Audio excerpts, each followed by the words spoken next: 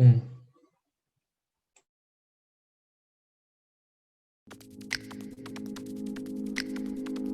Somos a companhia que cria volume nos cílios e oportunidades nas vidas. Que combate estereótipos com uma mão e o câncer de mama com a outra. Somos a companhia que reconhece o poder dos lábios.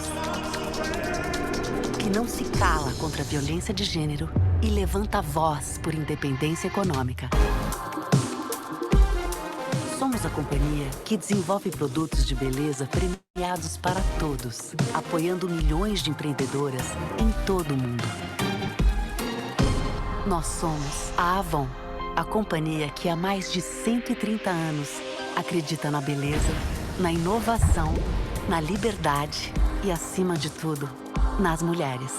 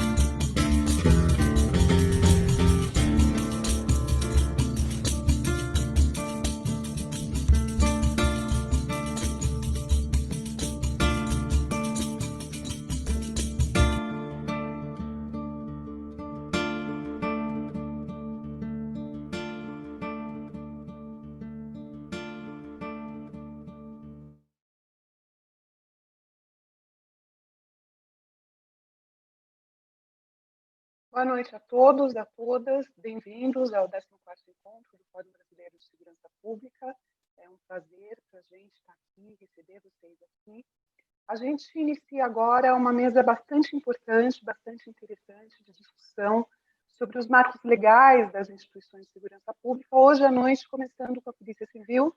Amanhã a gente tem uma mesa semelhante relacionada à Polícia Militar. E a gente recebe hoje o Dr. Rodolfo, da ADEPOL. Essa mesa é uma mesa que foi organizada em parceria com a ADEPOL. A gente recebe o Dr. Kleber, da Polícia Civil do DF, que está representando aqui o CONCEPC, que é o Conselho de Chefes da Polícia Civil, e a doutora Juliana, delegada de polícia em São Paulo, representando aqui o Sindicato de Delegados de Polícia de São Paulo. A mesa vai ser na mesma lógica das demais mesas do encontro. A gente começa com as falas dos nossos convidados, eu vou fazer também uma breve intervenção. Na sequência, a gente vai, de alguma forma, dialogar com as intervenções que vocês façam no chat aí da plataforma e depois encerrando. Então, sem mais delongas, para a gente já começar esse debate, que eu imagino que vai ser bastante interessante. Eu acho que discutir lei orgânica é sempre uma oportunidade de discutir pelo menos um pedaço da modernização desse nosso sistema de segurança pública. Eu queria já passar a palavra para o doutor Rodolfo, para que ele começasse a nossa atividade. Boa noite a todos. Espero que estejam me ouvindo. É uma honra dirigir-me a todos os integrantes desta mesa, a todos aqueles espectadores e ouvintes que estão acompanhando este brilhante fórum, organizado pelo Fórum Brasileiro de Segurança Pública. Esse congresso vem muito a agregar, é uma honra e uma grande gratificância para a ADEPOL do Brasil poder atuar em parceria com a realização deste evento. Cumprimento os demais debatedores e participantes, doutor Kleber, representando o Conselho Nacional dos Chefes de Polícia Civil, doutora Juliana, representando o Sindicato dos Delegados de Polícia de São Paulo, também participando pela Federação Nacional dos Delegados de Polícia. Gostaria aqui de ressaltar a importância da discussão do marco legal da Lei Geral das Polícias Civis. O Brasil tem um vácuo legislativo de 32 anos, desde a edição da Constituinte de 88, em regulamentar, ou seja, em a União ter a sua Lei Geral das Polícias Civis que traga uniformização e padronização da estrutura organizacional para as polícias civis do Brasil.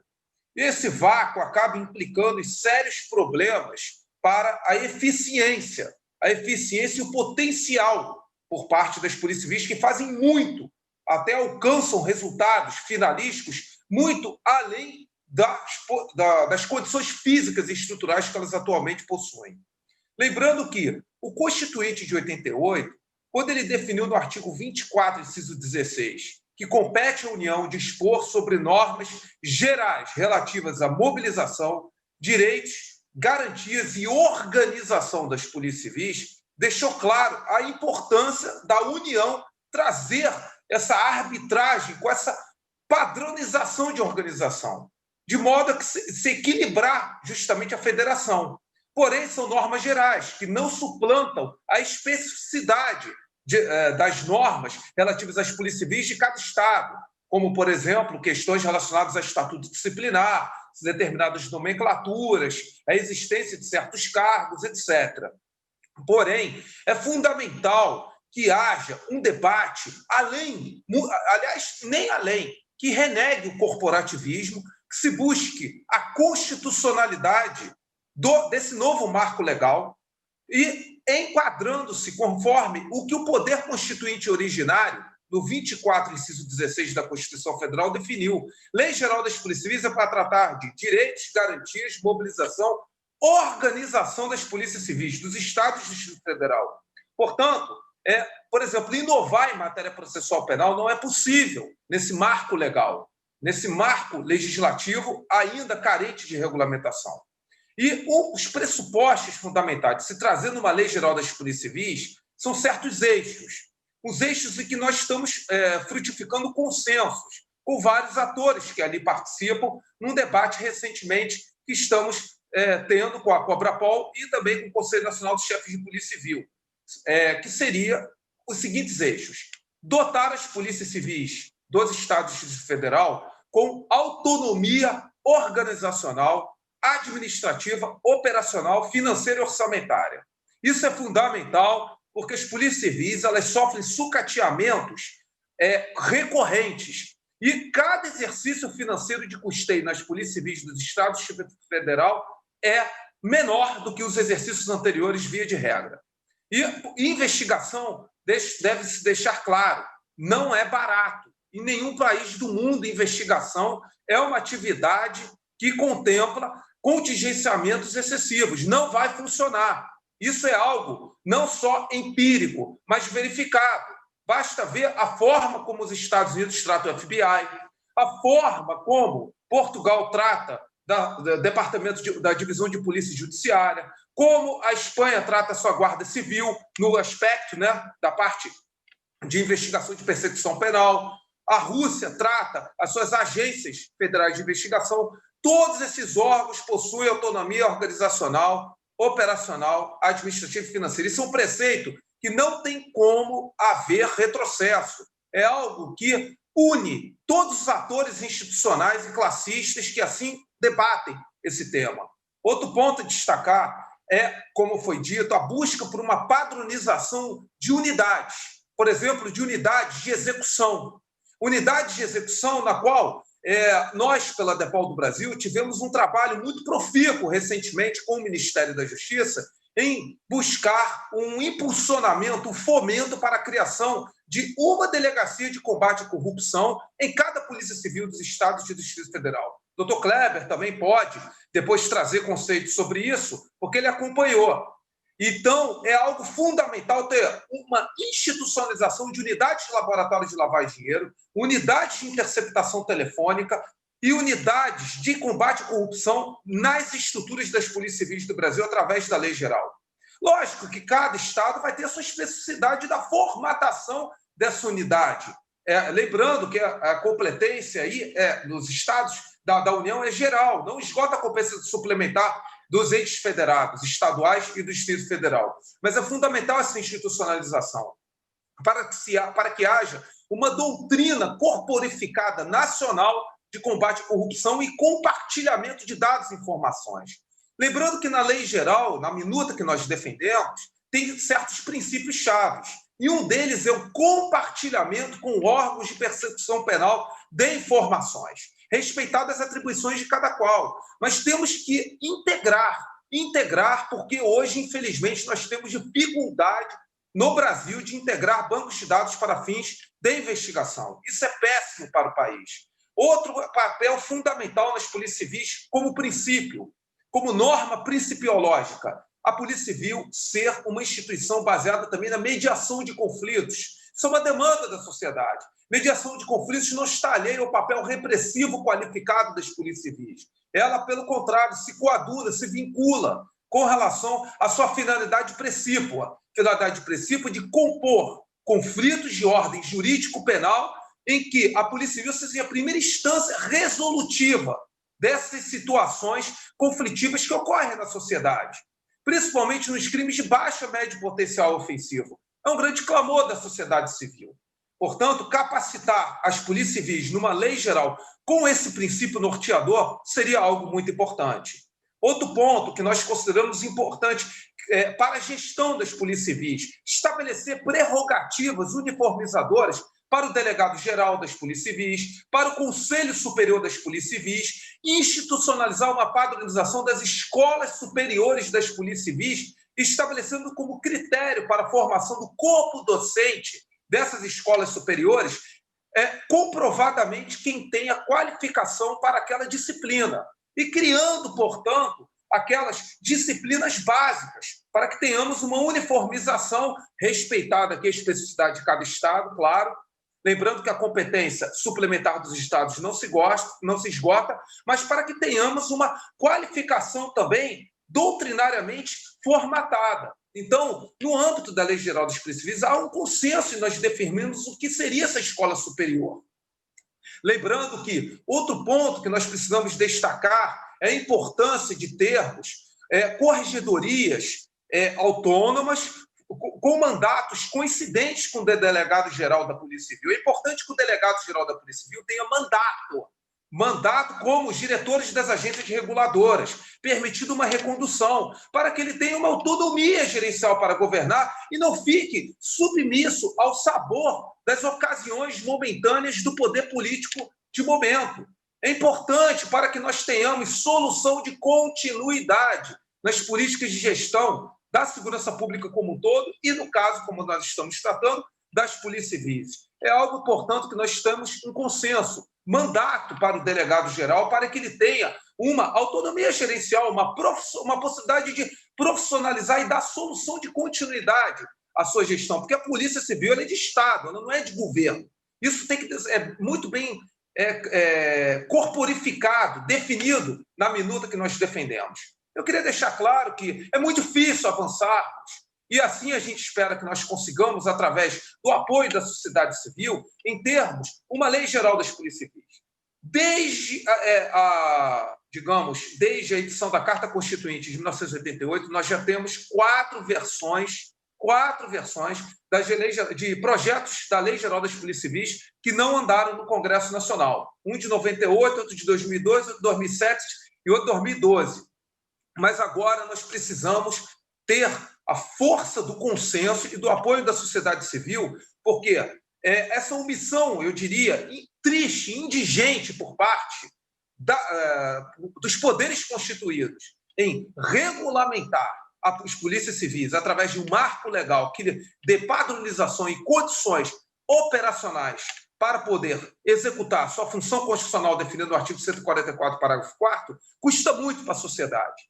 Custa muito. E aqui quero deixar claro, mesmo com toda essa dificuldade, com esse vácuo legislativo, as polícias civis não têm 8% de índice de apuração de inquéritos como isso se propagou nacionalmente. Não sei qual foi o dado e qual foi a fonte. Eu quero aqui colocar à disposição um trabalho que a gente gostaria de firmar com o Fórum Brasileiro de Segurança Pública, mostrando o índice de resolutividade dos inquéritos em cada estado que a DEPOL do Brasil apurou e verificou. O pior padrão é 40% do índice de resolutividade. 40%. E a média, principalmente nos crimes de homicídio, violência doméstica, se situa acima de 70%. Eu gostaria aqui de deixar claro um aspecto. índice de resolutividade nunca é 100% em lugar nenhum no mundo. A Scotland Yard, que definiu o padrão de uma polícia de investigação no mundo, ela tem um indicador de resolutividade de 38%. E, no entanto, as polícias civis dos estados, do Distrito Federal no Brasil, com toda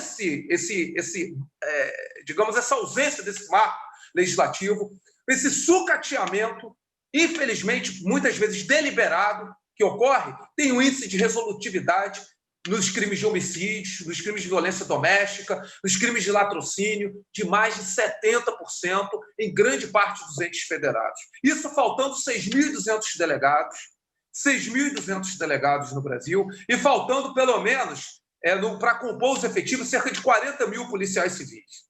Então, outro marco que eu gostaria de destacar da importância da Lei Geral das Polícias Civis é nós termos a obrigatoriedade dos Conselhos Superiores de Polícia Civil terem autonomia para, por exemplo, discorrer um diagnóstico das carências de efetivo, para terem estudos que se tornem vinculantes para não só a questão da gestão, mas também da necessidade de composição dos quadros da Polícia Civil. Porque hoje, infelizmente, repito, nós não temos solução de continuidade. Isso custa muito para a sociedade. Então, nós colocamos como uma norma caracterizadora do Conselho Superior das Polícias Civis, na nossa minuta que nós defendemos, a prerrogativa do Conselho Superior da Polícia Civil sempre apresentar um diagnóstico das carências estruturais de efetivo em determinadas unidades das polícias civis, fazendo uma verificação de diagnóstico setorial, ou seja, dotando os Conselhos Superiores das Polícias Civis com esse papel de estudar, planejar e também definir e subsidiar o delegado-geral em políticas públicas. Porque, volto a repetir, fazer esses diagnósticos, esses planejamentos, são questões técnicas, apartidárias, não políticas, e que, infelizmente, volto a falar, sofrem as piores ingerências políticas que o Fórum Brasileiro já fez de excelentes denúncias e estudos, ocorre. E, consequentemente, nós temos absurdos de delegados, no caso, acumulando 10 unidades. 10 unidades. E isso é culpa das polícias civis? Não. Isso é culpa do delegado? Não. É culpa do investigador, do escrivão, dos peritos? Não. Isso é culpa do Estado brasileiro. Portanto, a importância da consolidação de uma Lei Geral das Polícias Civis não é algo corporativista, é um clamor social, é uma necessidade para que a persecução penal nesse país tenha uma profissionalização e uma qualidade ainda maior, porque, volto a repetir, tendo esses marcos balizadores que aqui eu exemplifiquei na Lei Geral das Polícias Civis, oxalá ela sendo aprovada no Congresso Nacional, ela evoluindo com esses atores, Conselho Nacional dos Chefes de Polícia Civil, a Cobrapol, a ADEPOL do Brasil, nós tenhamos condições de ter uma tramitação na Câmara que pacifique esse ponto.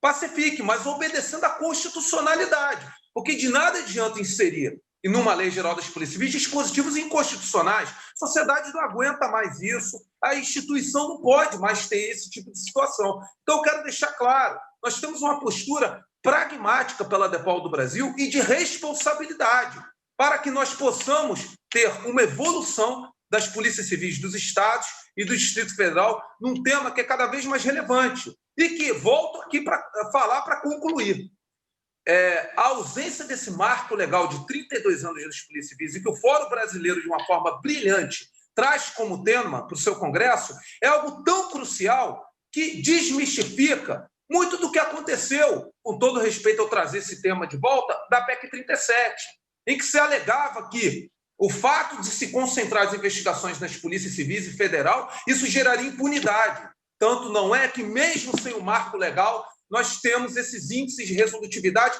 que a ADEPOL do Brasil, para desmistificar esse indicador de 8%, fez questão de levantar em cada ente federado para apresentar para a sociedade brasileira que, mesmo com todo esse sucateamento, com uma carência de efetivo que aqui eu narrei, e sem o marco balizador das polícias civis, nós trazemos o melhor para a sociedade dentro das nossas limitações e do sucateamento que nós estamos envolvidos. Então, queria agradecer. Muito obrigado. Foi uma ótima oportunidade. A ADEPOL do Brasil se coloca à disposição. Excelente congresso. Obrigada, doutor, pela sua fala. A gente já tem algumas perguntas aqui que foram provocadas por ela, depois a gente volta. Queria, sem mais delongas, passar a fala para o doutor Kleber, que, como eu disse, ele é delegado de polícia aqui do Distrito Federal e está representando nessa mesa o Conselho de Chefes da Polícia Civil. Kleber. Boa noite a todos. Nossos cumprimentos à professora Isabel Figueiredo, em nome de quem a gente felicita o Fórum Brasileiro de Segurança Pública mais uma vez pela promoção desse evento. O Fórum Brasileiro tem relevantes serviços prestados à sociedade brasileira e tem sido um grande parceiro das instituições de segurança pública. A gente gostaria de saudar também o doutor Rodolfo Laterza, que agora representa a DEPOL do Brasil, e a doutora Juliana Ribeiro, delegada da Polícia de São Paulo, que integra a presente mesa também, representando o Sindicato dos Delegados de Polícia Civil do Estado de São Paulo. O doutor Rodolfo trouxe muitas informações relevantes e ele insiste muito no fato de que essa omissão do Estado brasileiro na regulamentação dessa matéria já completa 32 anos, né, já que a Carta de 88 foi promulgada há mais de 32 anos, e eu gostaria de aproveitar esse dado para fazer uma digressão um pouquinho maior. Eu me recordo que no ano de 2008, eu ainda um jovem delegado, só com 2 anos de investidura no cargo, eu participei no auditório do plenário, aliás, da Câmara dos Deputados, de um evento de celebração dos 200 anos da Polícia Civil. Agora a gente já comemora, né, os seus 212 anos e ainda, lamentavelmente, sem poder falar que o Estado brasileiro conta com um instrumento normativo capaz, né, de delinear minimamente aquilo que deveria ser as estruturas básicas e o marco legal da Polícia Civil no Brasil. O doutor Rodolfo também trouxe aqui informação sobre os projetos de lei que tramitam na Câmara dos Deputados. A última iniciativa do Poder Executivo foi no ano de 2007, o projeto de lei 1949, e a ausência, né, de uma lei estruturante das polícias civis, ela traz algumas consequências, e a primeira que a gente gostaria de apontar aqui é do ponto de vista da estruturação básica dos órgãos de segurança pública. A Polícia Civil, nos últimos anos, ela se viu diante de um desafio, né, face ao clamor social provocado, né, por esses ventos de combate à corrupção, e nós sentimos, né, que havia um desperdício, vamos dizer assim, da capilaridade de ação da Polícia Civil em relação ao combate à corrupção no âmbito dos estados e do próprio Distrito Federal, e o Conselho Nacional dos Chefes de Polícia Civil tomou a iniciativa de tentar trazer para dentro da estrutura da Polícia Civil divisões ou departamentos, né, unidades especializadas de combate à corrupção, e assim foi aprovada uma resolução onde todos os chefes de polícia se comprometeram a criar essas unidades, né, nas suas polícias. E no ano passado, felizmente, com o apoio do então ministro da Justiça, Sérgio Moro, nós conseguimos o apoio do Ministério da Justiça, que acabou por uma portaria do mês de julho, condicionando repasses da União, por meio do Fundo Nacional de Segurança Pública, a criação de estruturas de combate à corrupção no âmbito dos estados. E, com isso, esse ano, felizmente, né, fim do prazo que tinha sido determinada a portaria, todas as 27 unidades da federação tinham agregado essa estrutura. Um impacto que a gente pode trazer aqui também como referência para esse debate, né? A ausência também de um marco normativo legal faz com que a gente tenha dificuldade em relação à identidade visual da Polícia Civil. O que eu quero dizer com isso? A Constituição ela traz um delineamento básico da Polícia Civil, informando quem chefiará esse órgão e quais são as suas atribuições. Só que a Polícia Civil de cada estado ela tinha uma identidade visual diferente.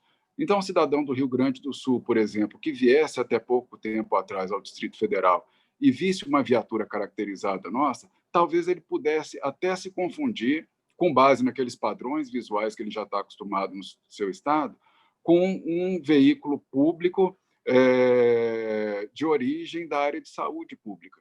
Então, o Conselho Nacional dos Chefes de Polícia Civil, de certa forma, até se substituindo a essa omissão do Estado brasileiro, acabou também entendendo que era necessário a gente estabelecer padrões visuais comuns para que a Polícia Civil pudesse ser reconhecida por todos os brasileiros, onde quer que ele esteja, e aprovou também uma resolução definindo qual é o seu padrão visual. Então, imagino que todas as pessoas que nos assistem agora já devem ter notado que, pelo menos nos últimos 2 anos, quando nós vimos alguma matéria jornalística relacionada à operação ou atuação da Polícia Civil, a gente consegue ver ali uma identificação que deu uma cara para essa instituição, independentemente do Estado.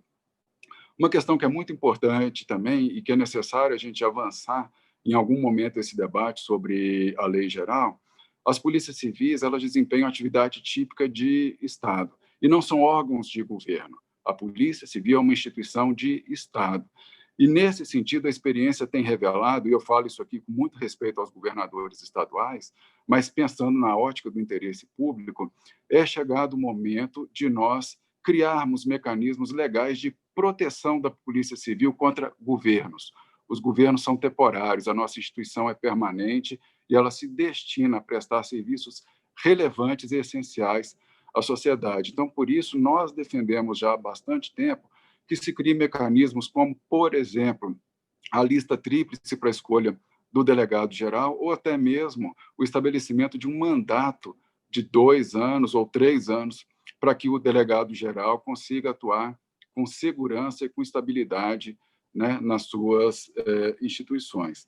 O doutor Rodolfo traz uma questão aqui que a gente acha importante também, que já tentamos negociar com o Ministério da Justiça e com o próprio relator do PL 1949, que seria a possibilidade de nós criarmos um gatilho de concursos públicos de acordo com a situação do quadro da polícia.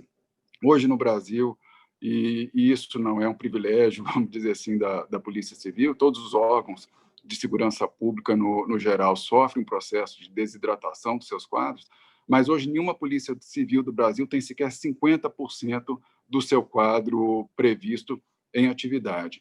E isso, inegavelmente, gera um impacto muito grande sobre a nossa capacidade de atendimento de demanda. Então, nós temos buscado o diálogo, a gente sabe que existem questões importantes do ponto de vista da constitucionalidade, né, porque isso envolve o Pacto Federativo e o respeito aos entes federados, mas nós gostaríamos, considerando a essencialidade dessa atividade, né, que é uma atividade mais do que típica de Estado, se podemos dizer assim, né, seria importante que o Estado trouxesse algum balizamento, criando, né, um gatilho ou estabelecendo um mínimo de quadro a ser respeitado pelas polícias civis.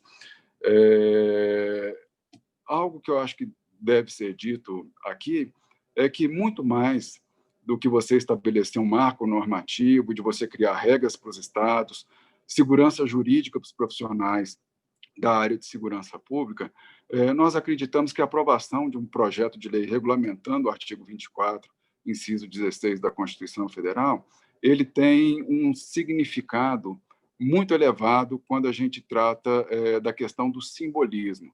Eu acho que o Brasil, como Estado, ele se apequena no concerto das nações quando uma atividade tão importante como é a atividade de polícia pende de regulamentação há praticamente 32 anos, se nós considerarmos o ordenamento jurídico, constitucional vigente, e isso nos parece algo absolutamente inaceitável. Então, nós temos defendido em todos os fóruns de discussão, principalmente no Congresso Nacional e junto ao Ministério da Justiça e Segurança Pública, a absoluta urgência da gente se debruçar sobre essa matéria e avançarmos num texto, ainda que não seja dentro do plano do que é ótimo. A gente sabe que muitas vezes no Congresso Nacional a gente inicia um trabalho dentro da perspectiva do ótimo, mas como aquilo é um ambiente democrático, a gente sabe que o bom já está de muito bom tamanho, né? Se assim a gente pode dizer. Então, inicialmente, a gente sabe que agora, né, será aberto um processo de debate, mas eram essas as informações preliminares, né? E o Conselho Nacional dos Chefes de Polícia Civil tem atuado juntamente também com entidades, né? E tem buscado diálogo com o Ministério da Justiça e Segurança Pública. A gente tem sentido no ministro André Mendonça, que é competentíssimo, é uma pessoa extremamente aberta à interlocução e ao diálogo, né? Que ele tem uma dimensão muito adequada da importância de se avançar com essa matéria, e nós sentimos que existe, por parte dele, também um entusiasmo, né, de ser, de certa forma, o elemento que vai catalisar esse processo aí nos próximos meses.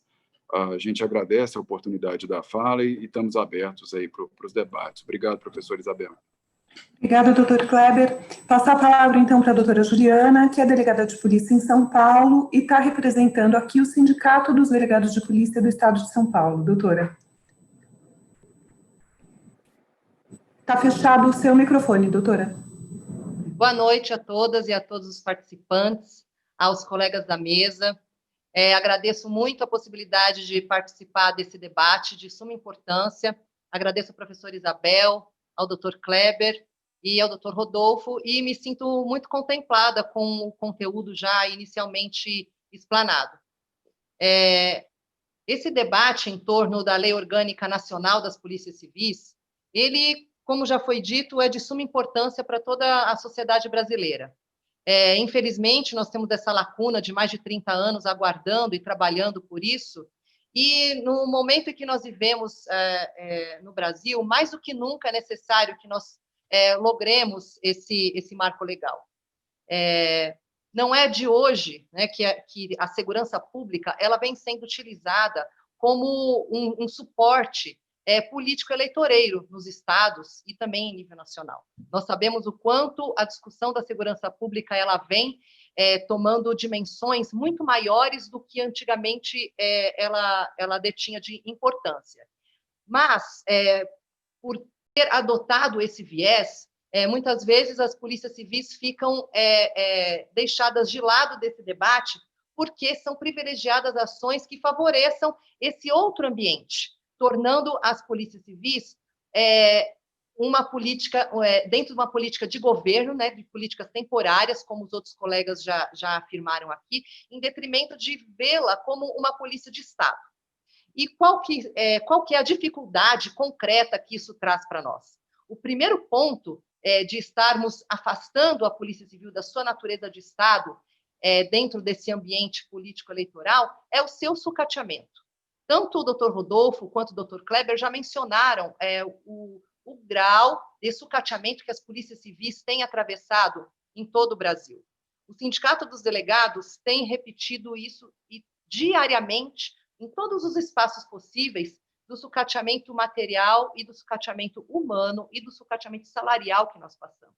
E isso é, sim, um resultado do uso político do trabalho policial, de observar a Polícia Civil dentro de um aspecto que não é da sua natureza, né? Nós somos uma instituição de natureza estatal e assim devemos ser tratados. Outro aspecto importante que nós devemos levar em conta, em termos da realidade, né, é a orientação que a Polícia Civil deve adotar para fortalecer a construção da nossa República Democrática. A ausência desse marco legal que organiza e uniformiza, na medida do possível, a atuação das polícias civis, ela ajudará e muito na construção da nossa democracia.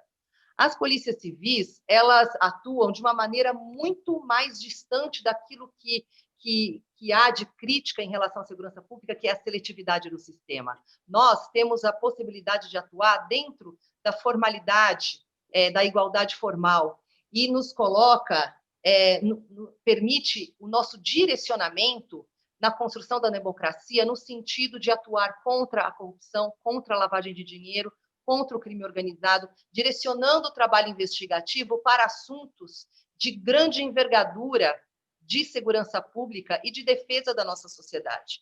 Por isso é muito importante que nós tenhamos a observação de maior amplitude da importância das polícias civis. Além disso, né, as polícias civis elas precisam fortalecer a sua integração com outros entes. Nós temos um arcabouço gigantesco de dados, de informações, e, por conta disso, uma grande possibilidade de auxílio a outros órgãos, no sentido de desenvolvimento de políticas, porque temos observações criminológicas, possibilidades de dados, de extração de dados, que outros entes têm maior dificuldade. Nós podemos contribuir muito mais para a construção da nossa República Democrática se estivermos fortalecidos e estivermos integrados. Outro ponto importante é o fortalecimento das nossas corregedorias, né? Existe uma grande dificuldade, principalmente em São Paulo, da nossa questão das corrupções, né, internas e externas.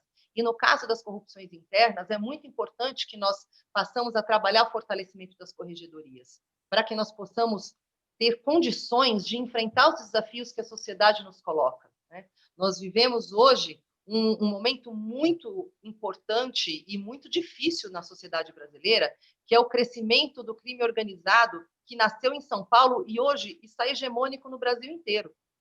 E, infelizmente, o nosso enfraquecimento, o enfraquecimento das polícias civis, torna os estados e torna a União muito enfraquecidos no combate desse problema e da análise desse problema. Nós precisamos nos fortalecer, nós precisamos que as políticas públicas, tanto estaduais quanto em nível federal, deem maior ênfase a essa problemática.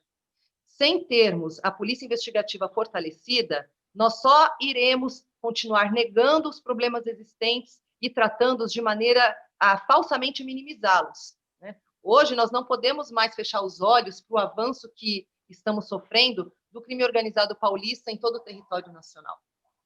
Por isso, né, eu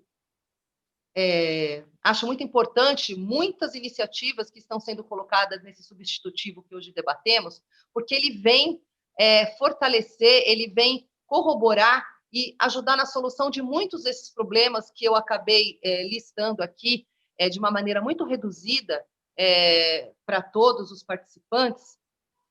Por exemplo, né, o limite de contingenciamento no orçamento que é proposto no substitutivo proposto, trazido pela DEPOL, ele é muito importante para que a gente possa proteger a Polícia Civil, fortalecer essas instituições contra as limitações de recursos, né? Em São Paulo, nós sofremos muito com contingenciamento e de retirada de recursos da Polícia Civil Paulista para suprir folhas de outras instituições. Isso é um problema gravíssimo, né? E deve ocorrer em outros estados também. O planejamento estratégico, também citado na Lei Orgânica Nacional, no substitutivo proposto, ele vai colocar a Polícia Civil dentro de um olhar, fazendo com que seus gestores, tanto dentro das secretarias, quanto o seu dirigente máximo, que é o delegado-geral, tenham sim que olhar para as suas atribuições de Estado, com planejamento e com responsabilidade, tendo que prestar contas do planejamento realizado e do porquê não se logrou realizar. Então, é muito importante ter essas previsões para que a gente possa ter um controle efetivo da eficiência do que é proposto ser feito, né? Muito acertado existe nessa minuta colocada, da criação das unidades especializadas, que o Rodolfo já colocou com grande brilhantismo. A nossa sociedade hoje está dando importância para um trabalho qualificado de investigação. Tanto que a palavra investigação é colocada todos os dias em todos os jornais, tenho certeza, do país inteiro. E é da nossa missão, é da nossa natureza trabalhar nisso, porque a sociedade já está demandando um trabalho muito mais organizado e estruturado no campo da investigação, daquilo que realmente é necessário fazer e que a Polícia Civil tem a sua missão, e hoje, dentro da construção da nossa República Democrática, nós devemos fazer, que é o combate à corrupção, à lavagem de dinheiro e ao crime organizado. Me felicito na leitura dessa minuta, ver a importância que foi dada a essas unidades especializadas. Tenho que fazer menção aqui ao atraso que o Estado de São Paulo teve na organização da sua delegacia especializada em corrupção e lavagem de dinheiro. Infelizmente, temos que mencionar que São Paulo foi um dos últimos estados a cumprir com as normativas do Ministério da Justiça para participar do Fundo Nacional de Segurança, mas no último minuto foi colocado, foi realizado. Nós temos que ter mecanismos de análise da sua eficiência. Não basta que a gente tenha nominalmente a criação das delegacias especializadas, mas é necessário também avançarmos para os mecanismos de controle da eficiência. Um que pode ser simples de implantação, e até apresento aqui como uma sugestão, é que a gente tenha, já indo na mesma linha das normativas do Ministério da Justiça, um controle efetivo da estatística do trabalho dessas delegacias especializadas. Pode ser que, se a gente dependa da iniciativa dos estados para fazer esse controle dessa eficiência, a gente ainda deixa a desejar no crescimento da nossa sociedade. Outro ponto relevantíssimo que existe na normativa é a eleição do delegado-geral a partir de lista tríplice e o seu mandato, né? Acho até que a existência do mandato acaba sendo mais importante até do que a eleição, né? Para a gente ter o fortalecimento da nossa Polícia de Estado, para que o delegado-geral tenha um pouco de conforto no tempo, né? Para que ele não se sinta pressionado com as ingerências daqueles governantes que não têm tanto o arcabouço e tanta responsabilidade mais direta na condução mais específica da instituição policial civil. É muito importante a luta pelo mandato, né, para que a gente tenha a segurança que o delegado-geral estará lá durante aquele tempo e tenha que prestar contas daquilo que foi proposto, né? Inclusive, eu achei muito interessante que o delegado-geral, por essa minuta, deve apresentar um planejamento estratégico. Isso é de suma importância, né? Chegar na condução como dirigente máximo de uma instituição, tendo que apresentar um planejamento, tendo que apontar quais são suas prioridades, para que a gente possa controlar, uso a palavra controle no sentido administrativo do termo, né? O controle da sua atividade organizacional, da sua atuação pública, tanto por nós, funcionários, como pela sociedade, né? E não só dentro daquilo que é a secretaria, como Secretaria de Segurança ou o governador do Estado, como participantes temporários de todo o processo de construção de uma instituição de Estado, tem de interesse, né? Em São Paulo, gosta-se muito de trabalhar com as estatísticas dos crimes patrimoniais, né? Se a gente tem uma vinculação de um planejamento estratégico na gestão de um delegado-geral, nós podemos avançar muito mais do que um controle numérico de quantos roubos de veículo nós conseguimos diminuir, de quantos furtos de veículo nós conseguimos diminuir. Em São Paulo, existe um trabalho muito intenso em relação a isso, em detrimento de outros aspectos muito importantes da problemática de segurança pública que existe, que eu já citei aqui, que é o avanço do crime organizado. Só para citar a importância que nós devemos dar, a ênfase que nós devemos dar nesse aspecto, nas eleições de São Paulo, nas eleições municipais, por monitoramento da Polícia Federal, havia mais de 100 candidatos financiados pelo primeiro comando da capital, nas eleições municipais do estado de São Paulo. Nós não podemos fechar os olhos para isso, do grau de desenvolvimento da articulação desses grupos e do quanto eles estão avançando em outros lugares. Nós temos que ajudar que essas políticas públicas sejam efetivadas para que tenhamos a mínima condição de lidar com esse problema que é gigantesco. Achei demasiadamente importante também a previsão de algumas questões mais pontuais, como o adicional de periculosidade, né, nessa lei geral. No estado de São Paulo, nós temos muita dificuldade, judicialmente, nós nunca conseguimos emplacar uma questão dessas, né? Por inexistência de previsão, não conseguimos trabalhar isso internamente no Estado. Então, ter essa solução já prevista numa lei orgânica nacional realmente vai trazer muito ganho para os policiais, principalmente em São Paulo, que é o estado que hoje recebe o menor salário da federação, em todas as suas carreiras, né?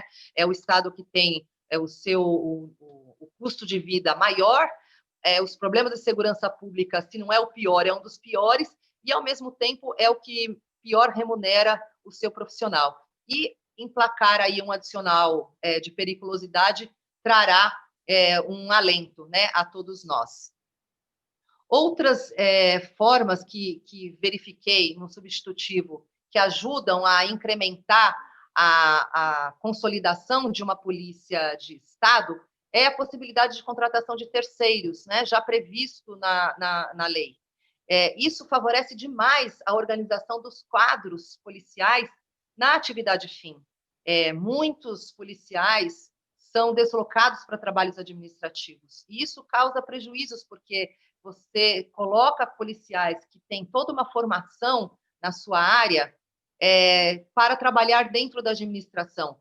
claro, tarefas importantíssimas, mas poderíamos ter outro tipo de forma de atuação nessa área. E a contratação de terceiros nas atividades meio e não nas atividades fim, percorrendo a atividade fim, preenchendo a atividade fim com os policiais, com treinamento especializado, nós teríamos uma grande possibilidade de melhorar a nossa gestão de pessoas, né? Por isso, fico muito felicitada, né, por ter acesso a todo esse trabalho. Parabenizo a iniciativa de todos no sentido de trabalhar por tudo isso. Claro, não é aquilo que nós almejamos dentro de uma autonomia financeira, administrativa e etc., da nossa Polícia Civil, mas esse instrumento normativo já traz inúmeros avanços e pode ajudar estados que estão mais atrasados em relação à gestão, em relação à organização interna, que possam ter um avanço mais rápido para contribuir na construção da nossa democracia e da nossa república. Então, eu agradeço a possibilidade de estar aqui partilhando com vocês todas essas questões, agradeço por ter acesso a todas essas discussões, esses debates, e ao conhecimento que todos os meus colegas estão apresentando aqui, que só nos engrandece. Obrigada, e mais uma vez, parabenizo o Fórum por essa possibilidade de debate, para que a gente possa levá-los até o Congresso Nacional. Obrigada. Obrigada, doutora, pela sua fala. A gente tem uma série de intervenções das pessoas que estão nos assistindo, mas eu queria, antes de entrar nelas, fazer uma provocação. Acho que o Kleber aqui é o que melhor me conhece e sabe que eu sou normalmente um pouquinho provocativa no bom sentido, né? Acho que para a gente, de alguma forma, refletir um pouco mais. Eu acessei a página do Conselho Nacional do Ministério Público por conta da questão das atribuições de controle externo. Eles têm uma série de estatísticas, né? E no último relatório disponível, que diz respeito ao segundo semestre de 2019, eles têm dados que são dados estarrecedores, né? De acordo com o CNMP, ou seja, com que as polícias informaram para os promotores nos estados, e aí esses dados estão centralizados no site do Conselho Nacional do Ministério Público, a gente teve no segundo semestre de 2019 mais de 6.475.000 boletins de ocorrências registrados pelas polícias civis do Brasil. Desses quase 6,5 milhões de BOs, a gente teve mais de 856 mil inquéritos policiais instaurados, eu estou falando em um semestre, né? Eu fiz uma conta bem de padaria, assim, que nem tem tanto sentido, mas só para estimular aqui a nossa conversa, e aí eu dividi esses 856 mil inquéritos instaurados em um semestre pela quantidade de policiais civis que a gente tem hoje, pela última pesquisa perfil do Ministério da Justiça, isso está mais ou menos em torno de 111 mil policiais, 112 mil policiais. Isso faria com que só em um semestre, se cada policial, né, independentemente dele ser delegado, escrivão, agente, enfim, independentemente da carreira, a gente teria 8 inquéritos quase para cada policial tocar naquele semestre, né? Me parece que esses números são números que mostram que não tem muita chance da coisa dar muito certo. Eu acho que diante do cenário que a gente tem, de fato, de desmantelamento da polícia, de falta de pessoal, de problemas orçamentários, etc., a gente acaba tendo aí números que no final não batem, números que no final não fecham, né? Qual é a minha questão? E aí eu já vou trazer algumas colocadas pelos nossos outros participantes. Será, doutor Rodolfo, que apesar das limitações constitucionais sobre o que cabe numa lei orgânica, é possível discutir uma lei orgânica para a Polícia Civil sem se discutir que Polícia Civil a gente quer? Sem fazer essa discussão mais ampla sobre a Polícia Civil? Essa é a primeira pergunta. A segunda pergunta, é possível a gente discutir que Polícia Civil a gente quer sem maior participação da sociedade? Né? Eu estava hoje tentando ler os projetos de lei orgânica que estão tramitando no Congresso, e a gente tem, acho que o Kleber pode falar um pouco mais sobre isso, uma série de projetos. Né? Em 90 a gente teve alguma coisa, o ministro Tarso Genro encaminhou um projeto, o ministro Eduardo encaminhou um projeto, a gente tem agora o novo governo se comprometendo com um novo projeto, quer dizer, o encaminhamento, eu mesma já vi uns 2 ou 3 grupos de trabalho de construção de um projeto de lei orgânica da Polícia Civil. É possível a gente avançar nessa discussão e, de fato, fato, ter ela de uma forma qualitativa e mostrando para a sociedade, né, como isso diz respeito a ela, sem, primeiro, a gente ter essa clareza de que polícia a gente quer e como é que a gente envolve a sociedade como um todo nesse debate, nessa discussão. Eu acho que essa fala, de alguma forma, ela vai um pouco ao encontro das perguntas feitas pelo Vicente, que vai dizer por que esse marco legal não é aprovado, falta convencimento da opinião pública, o que vocês acham sobre isso, e também de uma fala do Marco Antônio Souza, que vai falar, olha, é muito relevante para a sociedade, né? Como é que a gente comunica isso para a sociedade? Eu acho que, inicialmente, a gente podia fazer uma rodada focando um pouco nessa questão. Como é que a gente faz com que essa oportunidade de discussão não se traduza só numa lei orgânica burocrática, mas, de alguma forma, a gente aproveite a oportunidade para rever essa instituição Polícia Civil? Doutor Rodolfo, quem quer começar a falar? Bom, gostaria de tecer preliminarmente umas considerações. Primeiramente, mais uma vez agradecer a participação, louvar a presença do nosso diretor-presidente do Fórum Brasileiro de Segurança Pública, o professor Dr. Renato Lima, professor José Vicente Filho, os demais participantes, parabenizar a fala do Dr. Kleber Luiz, sempre muito qualificado, da doutora Juliana Ribeiro, muito pertinente, trouxe dados enriquecedores, ela que é uma estudiosa de combate ao crime organizado. Bom, eu gostaria de destacar alguns pontos importantes sobre as análises da professora Isabel, que são muito pertinentes. Primeiro, que Polícia Civil nós queremos. Para isso, é importante realmente termos o apoio da sociedade civil, como eu destaquei na minha fala. E daí a importância do Fórum Brasileiro de Segurança Pública incorporar esse debate, que é um órgão colegiado de estudo na qual trata dessa temática. Para isso, justamente, nós estamos buscando o máximo de pluralidade de discussões com diferentes atores para se ter um consenso. Mas lembrando que o Poder Constituinte originário, no artigo 24, inciso 16, ele delimitou como vai ser essa lei geral, que vai dispor sobre direitos e garantias de mobilização e organização da Polícia Civil. Não se tem como avançar em demasia desse marco legal, porque colidiria com a reserva constitucional de matéria de lei definida pela Constituição. Isso aí falando de uma forma técnica. Portanto, eu creio que conceitos chaves de principiológicos que nós estamos trazendo, por exemplo, é um grande clamor da sociedade, temos uma Polícia Civil mediadora de conflitos. É um grande clamor a integração com todo o aparato de segurança pública e trazermos isso doutrinariamente dentro das polícias civis e colocando isso como um princípio, compartilhamento, integração com as instituições de segurança pública, seguindo, inclusive, o que está na lei do SUSP, que a DEPAL do Brasil ajudou, com a FENEM, inclusive, a redigir. Nós abrimos mão lá na época de qualquer questão corporativista e tivemos uma lei do SUSP, o Conselho Nacional de Chefe de Polícia Civil também atuou. Então, creio que você primeiro delimitando quais são os princípios chaves mais importantes para termos uma Polícia Civil qualitativa, eu acho que é um ponto fundamental. Sobre a estatística, professora Isabel, relacionada ao CNMP, muitas vezes, com todo respeito aqui ao Ministério Público, existe uma certa dificuldade metodológica de se aferir a eficiência ou até mesmo a ineficiência das polícias civis. Por quê? Nem todo boletim de ocorrência se traduz ou pode se traduzir em inquérito policial. Eu gostaria de lembrar que é abuso de autoridade instaurar inquérito policial sem justa causa, sem que se verifique verossimilhança da materialidade, que se lastreie num crime existente, ou seja, que tenha pelo menos provas indiciárias. Muitos desses boletins de ocorrência acabam sendo verificados como de natureza não necessariamente criminal, ou seja, extravio de documento, perda de celular, ou mesmo comunicações falsas de crime.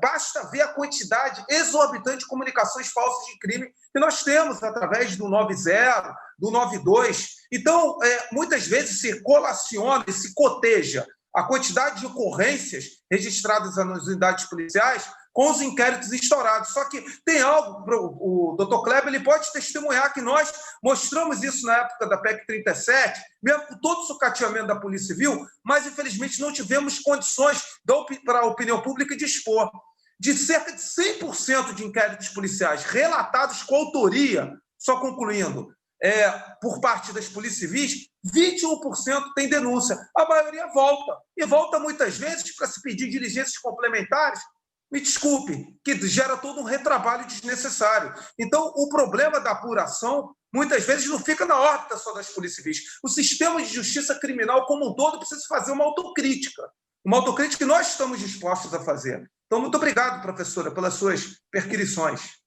Sim, sim. Minha fala, doutora, ela foi, inclusive, no sentido inverso, né? Não porque já imaginou se desses 6 milhões de BO a gente tivesse 6 milhões de inquéritos, socorro, né? A gente estava aqui, não dava nem para se ver de tanto papel ainda que a gente já tenha sistema. Mas, de qualquer forma, imaginar 856 mil inquéritos por semestre é algo muito grande. Né? Então, eu acho que, por mais que eu entenda essa limitação legal do papel da lei orgânica, né? Enfim, isso vem da Constituição, mas eu sempre acho importante a gente conectar isso com outras possibilidades. Nesse sentido, eu acho que uma conexão que eu também gostaria um pouco que vocês fizessem é como é que a gente pensa essa lei orgânica da Polícia Civil, né, de uma forma integrada com outras discussões sobre as outras corporações da segurança pública. Né? Então, me parece que a gente tem em paralelo a discussão da lei orgânica da PM. Dá para ser em paralelo? Onde é que isso se junta? Né? Onde é que essas discussões, de alguma forma, têm que se integrar para que a gente consiga pensar um modelo melhor? Onde está a perícia nisso? Né? Essa é uma pergunta, inclusive, que o Fernando Henrique Oliveira Rezende faz no nosso chat. Né? Ele fala, mas tem que ser uma outra lei orgânica para perícia? Não tem. Hoje, independentemente das opiniões pessoais, a gente já tem hoje a grande maioria dos estados do país com a perícia separada da Polícia Civil. Né? É outra lei orgânica? É a mesma? Se for outra, como é que a discussão como um todo se integra? Né? Como é que, ao invés da gente ter 3 grupos de trabalho, cada um discutindo a sua lei orgânica, a gente propicia que esse debate se transforme também num debate sobre a nossa segurança pública? Doutora Juliana, acho que o Kleber caiu, se a senhora quiser falar primeiro. À disposição.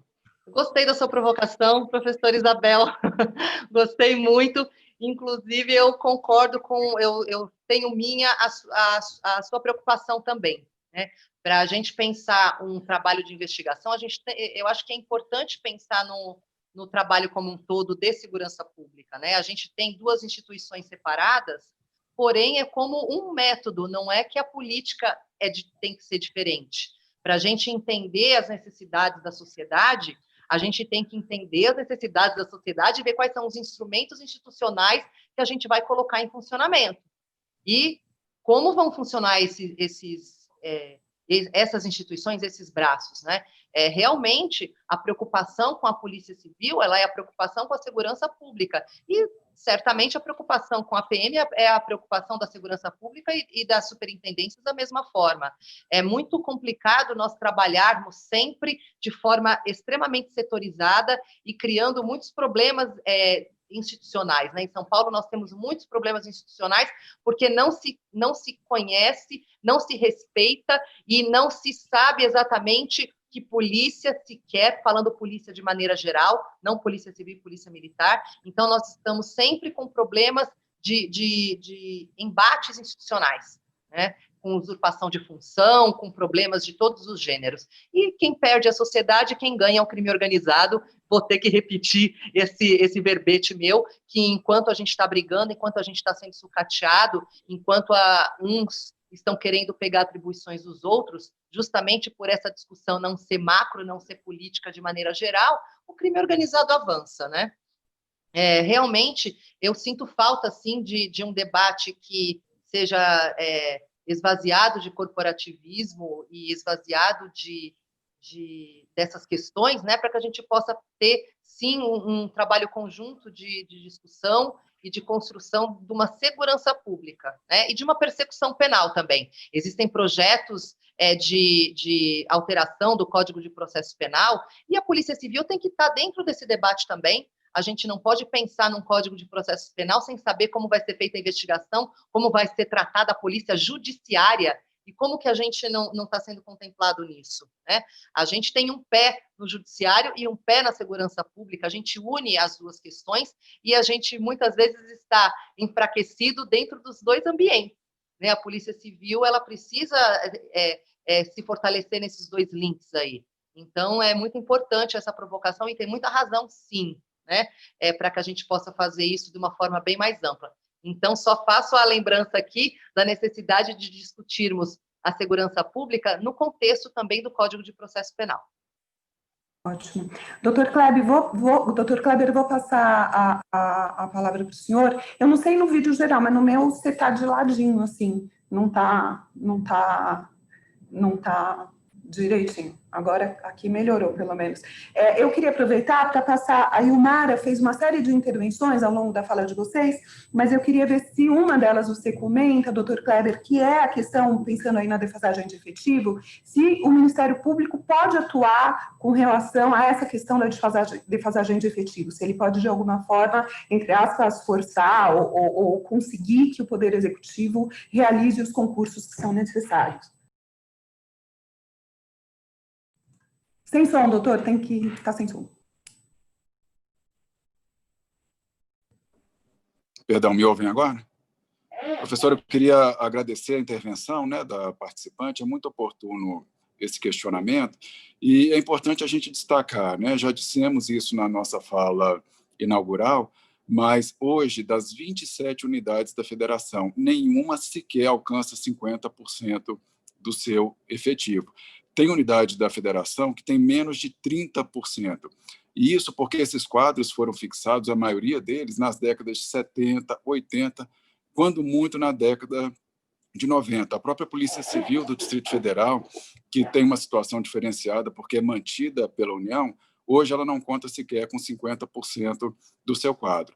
Eu acho que o Ministério Público, né, inclusive como órgão de controle externo, ele pode ter um papel indutor em relação a essa política no âmbito dos estados e pode contribuir não só com a questão do efetivo policial, mas de outras maneiras também, no sentido de garantir uma maior eficiência e maior capacidade de investimento. A gente cita aqui, por exemplo, o caso do estado do Mato Grosso, onde nós temos conhecimento, né, por informações dos colegas e do próprio delegado-geral, que existe uma sinergia extraordinária e com um resultado muito interessante para o interesse público entre as instituições, a Polícia Civil e o Ministério Público, e o Ministério Público tem auxiliado a Polícia Civil, inclusive em investimento na sua própria infraestrutura e na capacidade também de agregar tecnologia às suas ações. Então, eu penso que se a gente pudesse multiplicar, né, se houvesse uma indução dessa boa relação que a gente verifica no estado do Mato Grosso e projetasse isso para outras unidades da federação, eu acredito que o trabalho sinérgico da Polícia Civil e do Ministério Público poderia resultar em grandes avanços, não só nessa seara, né, da oxigenação dos quadros, mas em outros temas também, onde daria para a gente caminhar junto. Ótimo, doutor. Tem uma outra pergunta que eu acho que também é importante, e com isso eu já vou responder a uma pergunta feita pelo Bruno lá no nosso chat, do porquê que a gente não tem aqui a Cobrapol. Bruno, essa mesa a gente desenhou ela em parceria com a Depol, pela questão da limitação do número de participantes, ela ficou restrita aqui ao CONCPC, ao Sindicato de São Paulo e à Depol. Mas, claro, óbvio que essa discussão é uma discussão que tem que ser feita com todas as carreiras da Polícia Civil. E acho que aqui, em nome do Fórum, eu já posso dizer que não só a gente tem interesse, mas também compromisso de seguir no debate sobre as leis orgânicas e, obviamente, incluindo aí todas as demais carreiras e categorias que de alguma forma interessadas. Mas acho que ligando um pouco essa pergunta do Bruno me fez pensar, eu estava lendo um pouco também algumas matérias sobre essa última discussão, essa última rodada de discussão de vocês, incluindo a do Cobrapol com o Ministério da Justiça e da Segurança Pública, e vi que há uma parcela dos policiais civis que traz uma demanda que eu particularmente considero uma demanda muito justa e muito razoável do ponto de vista de efetividade do serviço, de se imaginar estratégias de rever as carreiras das polícias civis e começar a pensar numa possibilidade de carreira única. Eu sei que hoje, pela questão legal, do bacharelado em Direito, etc., a gente tem algumas limitações, mas queria ouvir um pouquinho também os nossos convidados sobre isso. Eu gostaria aqui de trazer, até porque nós temos uma postura de transparência com os nobres companheiros da Cobrapol, a Federação Brasileira dos Trabalhadores Policiais Civis, a qual, infelizmente, por razões de limitações de participantes, não foi possível até eles aqui estarem, até porque também eles estão devidamente compromissados. Então, eu gostaria de destacar o seguinte: para se ter uma lei geral das polícias civis, tem que se abdicar de sentimentos corporativistas, porque teríamos diversos argumentos aqui, constitucionais, de gerenciamento, de sistema de comando e controle, para explicar que a carreira única não daria uma solução de efetividade. Ah, mas outros países adotam. Não necessariamente. Outros países adotam outros formatos de investigação. Então, nós precisamos ter uma maturidade, e eu creio que a Cobrapol tem tido essa postura, de nós buscarmos o consenso.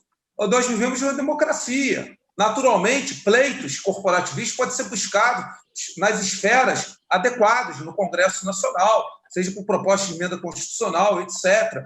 Isso faz parte da arena. E faz parte, o dissenso, ele é normal de uma democracia, respeitando, claro, né, as diferenças. Então, o importante é entendermos a necessidade que nós temos um arcabouço que foi definido pela Constituição Federal. Um arcabouço que nós temos um sistema de comando e controle feito pelo delegado de polícia, mas que isso foi construído já há tempos. Da mesma forma, nós temos o mecanismo do Ministério Público ser o titular da ação penal. E nos outros países, não é só o Ministério Público o titular exclusivo da ação penal pública incondicionada. Mas o nosso formato constitucional, a sociedade, assim, definiu na sua Constituinte. Então, eu creio que essa questão relacionada à modificação de carreiras, ela encontra limitações. Limitações porque, por exemplo, fusão de carreiras, aglutinação de carreiras. O Supremo Tribunal Federal ele é categórico de vedar isso pela súmula vinculante 43, por exemplo. Então, são questões que implicam também no aspecto de violação do Pacto Federativo, questões fiscais. Então, aqui eu não estou falando dentro do sentido corporativista, fazendo uma análise dentro das limitações constitucionais que nós temos. E, da mesma forma, tinha-se pleitos de delegados virarem juízes, de determinados segmentos da advocacia se transformarem em procuradores, enfim. Ou seja, discussões classistas, creio que se tornaram muito limitadas no âmbito do Estado constitucional atual. Vide aí a PEC emergencial, a PEC da reforma administrativa. Então, são essas ressalvas que eu gostaria de destacar. Kleber, quer falar? Doutora Juliana?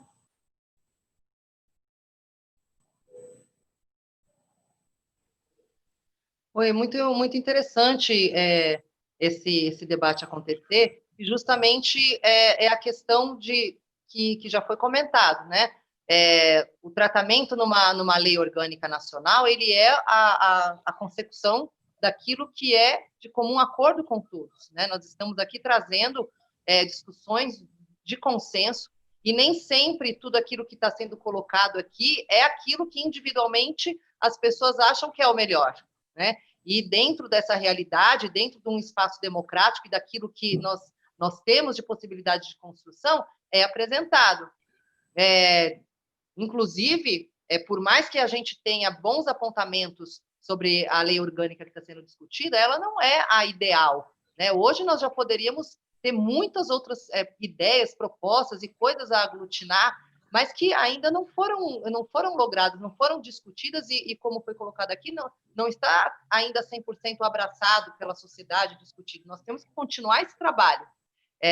Gostaria eu de ter possibilidade de aprovar uma lei orgânica da Polícia Civil, onde poderíamos ter autonomia institucional, autonomia administrativa, autonomia financeira, para que realmente pudéssemos levar a nossa instituição para um trabalho com independência, né? Para um trabalho que realmente podemos dizer, não, se a Polícia Civil não conseguiu resolver os desafios investigativos que a sociedade clamou, é porque a Polícia Civil não conseguiu, e não porque a política de determinados mandatos de governo não priorizou, né? São Paulo hoje está colocando toda a sua Polícia Civil para um desempenho de trabalho prioritário para a violência doméstica, de grande valia, né? Daqui a alguns anos, o que será? Será que toda essa estrutura criada para isso vai ser mantida ou não vai? São questões que a gente vai sofrer porque as polícias civis são tratadas como políticas de governo, como políticas de mandato, políticas de partido.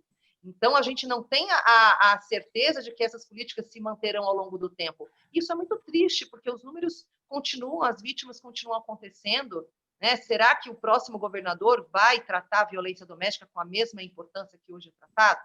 Será que o próximo governador vai realmente querer fazer um trabalho direcionado para o combate ao crime organizado? E como que nós trabalharemos? Para que lado vai a Polícia Civil? Da mesma forma que essas discussões mais internas de como se organizam as carreiras, a gente tem que trabalhar dentro dos consensos, dentro do que aquilo que se traz a efetiva o sucesso no trabalho. Muitas vezes nós trazemos discussões que não vão trazer eficiência, e esse é o grande debate, o que vai trazer eficiência, né? Quais são as estruturas que vão trazer eficiência no desenvolvimento do trabalho. Então, tem coisas que acabam ficando em segundo plano diante dos desafios que são apresentados, né? E só para trazer um apontamento, eu gostei muito do que a professora Isabel colocou sobre a estatística do Ministério Público. Eu adoraria que essa estatística teria valido para mim quando eu estava na atividade fim, de só ter 8 inquéritos por semestre. Se fosse assim, eu acho que eu estava nas nuvens, né? Vivíamos num ambiente onde talvez isso fosse por semana. Enfim, pode ser pior a estatística, já que ela leva em consideração estados que têm outros índices, né, de população e de criminalidade. Eu estava com o dado global, fiz pelo total de policiais civis, mas depois vale a pena fazer pelo total de delegados. Gente, o Coronel José Vicente traz aqui uma discussão que me parece relevantíssima sempre, porque eu acho que a gente tem uma tendência na Polícia Civil e na Polícia Militar, isso também não é diferente, de colocar um peso muito grande na questão do efetivo defasado, né? Eu não estou aqui entrando no mérito disso, desse peso ser justo ou não ser justo, mas essa é uma fala muito corriqueira quando a gente está falando das corporações policiais, a questão da defasagem, e hoje aqui na mesa ela voltou várias vezes, né? O Kleber várias vezes frisou, olha, quase nenhuma tem nem 50% efetivo, o doutor Rodolfo falou disso, a doutora Juliana falou bastante da situação de São Paulo, e aí o Coronel José Vicente traz uma informação que é uma informação muito, muito importante, dizendo assim, olha, no Brasil a gente tem 1.875 habitantes por policial civil. Em Nova York, esse número é um número menor, são 1.700. Será que a discussão ela é uma discussão de fato de efetivo? Eu agregaria essa pergunta. A gente tem nos últimos anos também modernizações tecnológicas que de alguma forma estão possibilitando que a gente reveja alguns processos de trabalho, né? Seja na Polícia Civil, seja na Polícia Militar, né? Essas modernizações tecnológicas não fazem com que a gente também tenha que rever essa questão dos efetivos, né? Será que o efetivo previsto na lei, de fato, ele é hoje ainda o efetivo necessário para o trabalho? Ou será que já não estava na hora da gente atualizar os critérios, inclusive para a fixação de efetivo? Doutor Kleber, você? Sem som, Kleber. A gente agradece a pergunta do Coronel José Vicente, e a lógica, né, da gestão de instituições, seja no âmbito público ou privado dos últimos tempos, é a produtividade, essa é a grande tônica. A gente sabe que cada vez mais a gente precisa produzir mais com um número reduzido de pessoal. E a Polícia Civil ela tem buscado, ao longo do tempo, agregar tecnologia às suas ações e tem buscado mecanismos também de se conferir eficiência à sua atividade. Por exemplo, aqui na Polícia Civil do Distrito Federal, ao longo desse ano foi desenvolvido um trabalho que resultou na definição de uma política de repressão qualificada a crimes contra o patrimônio, e um dos principais eixos que foi tratado ali dentro, eu acho que muito bem trabalhado, era a maneira da gente fazer a vinculação do maior número possível de ocorrências ao mesmo ator. A gente sabe que existe um número extraordinário, né, de ocorrências de crime contra o patrimônio no Brasil, só que os autores não são correspondentes numericamente, né, a essas ocorrências. Você tem pessoas que se dedicam como meio de vida, né, à prática de crimes patrimoniais no Brasil, e muitas vezes, né, você conseguiria relacionar centenas de ocorrências até ao mesmo autor. Então, existe o desafio, sim, da gente conseguir avançar na seara da eficiência, na agregação de tecnologia, mas a atividade policial ela tem limites também em relação ao emprego de efetivo. Se eu alcanço um nível de desidratação dos meus quadros, que já foram fixados ali na década de 70, 80 e 90, quando a população era significativamente menor. e ainda assim esses números são muito baixos, eu começo a enfrentar certas dificuldades. A gente discutiu aqui, né, ao longo desse painel, muitas vezes a questão da estruturação das polícias civis nos estados e no Distrito Federal para o combate à corrupção. O grande dificultador dos chefes de polícia nos estados e até dos secretários e dos governadores para estruturar essas unidades era justamente a falta de pessoal, porque o cobertor é muito curto, né, para a gente alcançar esse tanto de pé que a Polícia Civil tem que dar conta. Inclusive, aqui no Distrito Federal, a gente tem feito um esforço muito grande para conseguir suprir a unidade de combate à corrupção e ao crime organizado. Então, esse desafio, né, da gente elevar a produtividade, isso já tem sido a tônica dos últimos anos, mas o fato é que agora a gente sente que já está no limite e que a gente precisa, em razão da natureza das nossas atividades, buscar mecanismos para a definição daquilo que seria um quadro ideal que viabilize o atendimento das demandas por parte das polícias civis. Joia. Eu vou passar para o doutor Rodolfo comentar um pouquinho esse assunto também. Doutor, vou pedir para ser breve, porque a gente já está chegando no nosso horário.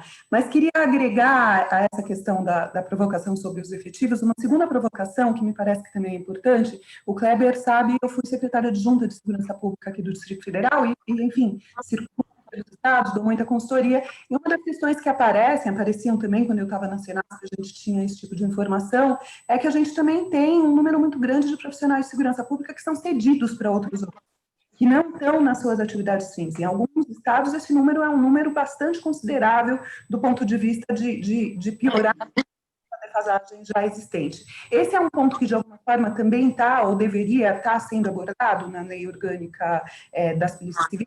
Então, acho que falar geral sobre o tema é efetivo, mas também queria falar um pouquinho sobre esse particular dos profissionais que não estão nas suas atividades fins. Excelente pergunta, professora. Eu gostaria de destacar que a visão que nós temos é de trabalhar e pensar a Polícia Civil como um todo, não apenas uma Polícia Civil de delegados, é uma Polícia Civil de todos os cargos têm igual e fundamental importância, porque a engrenagem ela é coletiva. Justamente com base nisso, nós destacamos, em consenso com os companheiros da Cobrapol, que cargos, por exemplo, comissionados e da atividade fim da Polícia Civil têm que ser preenchidos por servidores de carreira. Porque hoje há, infelizmente, esses problemas até em alguns estados da federação de colocar servidores que não são dos quadros da Polícia Civil na atividade fim, criando riscos enormes. É o caso da popularização do escrivão ad hoc de forma desvirtuada. Então, isso é muito importante, a sua pergunta, professora, porque nós temos, como a senhora falou, pensar uma Polícia Civil organicamente compacta, profissionalizada. Daí a importância também de nós termos certas atividades meio terceirizadas. Não dá para a gente ser obrigado a colocar um investigador qualificado, às vezes injustiçado, para ficar tomando conta de patrimônio, ficar olhando pátio de material apreendido. Eles se sentem desmotivados. Eu me solidarizo, eu fico revoltado e quero deixar claro, com muito orgulho. Eu fui inspetor da Polícia Civil do Rio de Janeiro.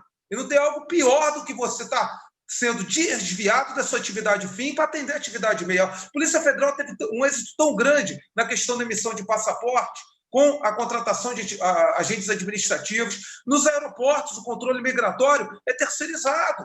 E a Polícia Federal consegue fazer sua atividade fim um tanto melhor, embora também sofra com carência de efetivo. Então, são pontos bem rápidos que eu gostaria de destacar, em consonância da pergunta que a senhora fez, porque realmente é algo que angustia e que é um consenso que nós buscamos, que realmente pare de haver um desvirtuamento da atividade fim e até sessões que não obedeçam a princípios republicanos. Uma coisa é termos um investigador cedido para um curso, um delegado, um escrivão cedido para algum cargo comissionado, né, que ele vá contribuir, isso faz parte, isso é natural. Outra coisa é haver um desvio de função deliberado por omissão do Estado. Excelente pergunta.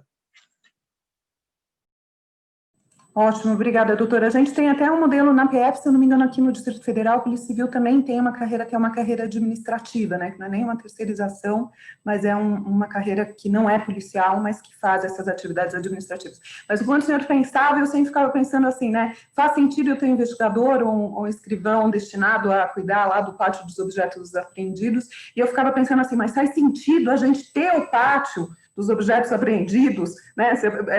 Eu acho que tem várias coisas que, de alguma forma, tem que vir à tona, né? A gente tem que trazer, inclusive, para a população entender esse serviço, né? Recentemente, por conta de um trabalho do fórum, a gente circulou alguns estados, e as situações são de escrivães dizendo assim, olha, eu fico lá com medo que sumir a culpa é minha, né? Eu não tenho um cofre, eu não tenho o que fazer com aquilo e eu estou no risco de que algo suma sem ter nem como cuidar. Bom, eu vou fazer para a gente agora uma rodada, queria que vocês fizessem a fala de encerramento.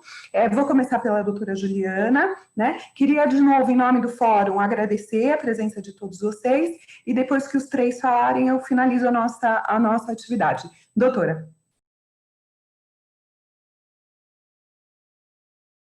Agradeço muito essa oportunidade de estar aqui, compartilhar com pessoas qualificadas como foi um debate tão interessante, tão importante.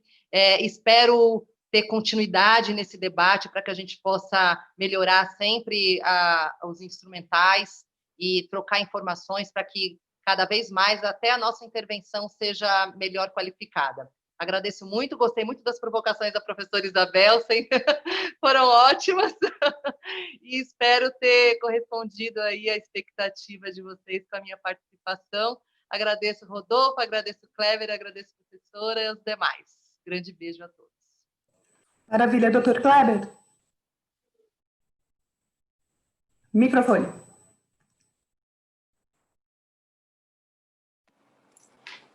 Perdão. Mais uma vez, a gente gostaria de agradecer o convite do Fórum Brasileiro de Segurança Pública. A gente tem o maior respeito por essa instituição e estamos sempre de portas abertas, né, ao debate. A gente gostaria também de dizer que abre-se uma nova janela de oportunidade, né, com a mudança que teve recente no Ministério da Justiça e Segurança Pública, que é o grande indutor desse processo. Nós temos uma confiança muito grande no ministro André Mendonça, que tem sido um entusiasta dessa causa, e eu acho que é a hora do Brasil assumir o seu protagonismo e quitar esse grande passivo que tem, que não é só com a Polícia Civil ou com as instituições de segurança pública no geral. A gente lembra que eu não tenho mandato, né, da Polícia Federal, nem de nenhum colega de lá, mas a Polícia Federal, que é top of mind, né, no Brasil, em eficiência, uma instituição aplaudida, né, por toda a população, a própria Polícia Federal não tem uma lei orgânica, né, da PF. O que existe é um ato do ministro da Justiça, que seria uma espécie de regimento interno da instituição. Então, isso é um passivo que é comum a todo o sistema de segurança pública. Nós temos um SUSP, ou seja, você tem o telhado, mas não fez a edificação da casa, né? E nós entendemos, né, que esse momento talvez seja único para que a gente consiga avançar nesse tema. Nós agradecemos, né, a todos os participantes da mesa pelo debate de alto nível e desejamos ao Fórum Brasileiro de Segurança Pública muito sucesso nessa e em outras ações que serão desenvolvidas. Obrigada, doutor. Doutor Rodolfo. Gostaria de agradecer ao Fórum Brasileiro de Segurança Pública pelo convite à DEFAL do Brasil, parabenizar a fala dos participantes, doutor Kleber, doutora Juliana, a coordenação brilhante do nosso diretor-presidente, professor doutor Renato Lima, as intervenções de todos, e as brilhantes colocações da professora Isabel Figueiredo, muito obrigado. Destacar que estamos à disposição para dar continuidade ao debate, destacando aqui, deixar o meu e-mail, rodolfolaterras@gmail.com, respondo todos. Fiquem à vontade para, digamos, me mandar e-mail, pegar contatos, porque eu acho que é um orgulho poder participar de um debate qualificado e, como foi falado aqui, o Brasil tem uma oportunidade fundamental de preencher esse grave vácuo legislativo para todos os policiais civis deste país. Maravilha, doutor. Obrigada. Queria agradecer a participação, então, muito qualificada dos nossos convidados. Foi ótimo, a gente ficou muito feliz com a presença de vocês. Agradecer também a presença de todos e todas que nos assistiram agora. Reafirmar o compromisso do Fórum Brasileiro de Segurança Pública, o interesse, o compromisso para que a gente siga debatendo essa questão das leis orgânicas. Eu acho que, de fato, é um debate muito importante e que, de alguma forma, tem que chegar para a população em geral. A gente tem que conseguir, de alguma forma, traduzir o que isso isso significa e que outras questões isso envolve. E queria convidar a todos para seguirem aqui participando do nosso encontro. Amanhã a gente tem uma sequência de mesas também, vamos falar um pouco sobre a Polícia de Investigação do Chile, sobre a questão do controle da violência armada, a questão do controle das munições. Hoje a gente teve uma notícia, no meu ponto de vista, não muito boa com relação ao controle de armas e munições, mas a gente tem também amanhã, às 16 horas, uma mesa em que a gente vai discutir particularmente a questão da lei orgânica da Polícia Militar, que acho que é um outro lado dessa moeda que, de alguma forma, a gente abordou aqui à noite. Então, eu queria, de novo, agradecer a todo mundo. Boa noite, obrigada pela presença de todos.